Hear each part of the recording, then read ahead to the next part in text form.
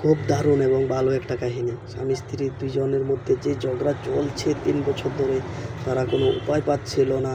কি করে সংসার থেকে ঝগড়াঝাটি শেষ হবে। তখন স্বামী নিয়ে গেল স্ত্রীকে এক জ্যোতিষীর কাছে। জ্যোতিষী কী করলো, একটা তাবিজ দিয়ে দিল। বলছে দাঁতের নিচে 7 দিন রেখে দেবে, কোনো ঝগড়াই হবে না। 7 দিন রাখার পর যখন কোনো ঝগড়া নাই সংসারে, তখন জ্যোতিষী বাবাকে জিজ্ঞাসা করলো, এমন কী তাবিজ দিয়েছেন যে আমার স্ত্রীর লগে এখন আমার কোনো ঝগড়াই হয় না। বলছে এটা তাবিজ তুবিজ কিছু না, এটা বিগ যে খেয়েছিলাম ওইটা ফেলে দিয়েছিলাম, ওইটা তুলে তোমাদেরকে কাগজ পেঁচিয়ে দিয়ে দিচ্ছি। তাহলে মেয়ে মানুষ মুখ বদ্ধ রাখা মানে কার্য ঝগড়া হয় না।